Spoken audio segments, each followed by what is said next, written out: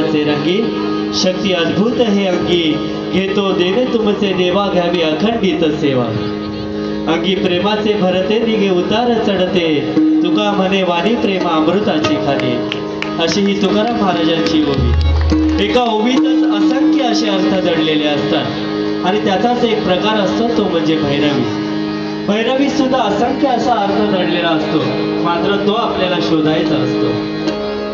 अशीच ही भैरवी देवाला आपल्या साईडच्या चरणी जाता जाता या भैरवीच्या माध्यमातून जेवढं देता येईल आपल्याला तेवढा आपण द्यायचा प्रयत्न करणार आहोत।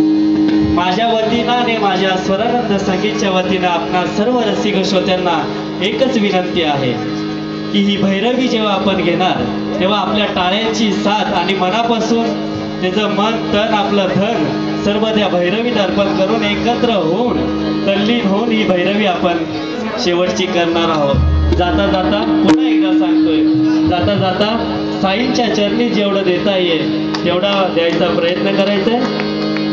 पुन्हा एकदा ओम श्रद्धा मित्र मंडळ यांचे अध्यक्ष सन्माननीय मंगेशजी भोसले आणि सचिव सन्माननीय उमेश पोफळे साहेब या दोन्ही आणि सर्व पदाधिकारी आणि कार्यकर्त्यांचे खरोखर आम्ही आभारी आहोत की आमचं महत्भाग्य की एवढं सुंदर अशा वर्धापन दिनानिमित्त साईंच्या चरणी ही सेवा आम्ही अर्पण करतोय।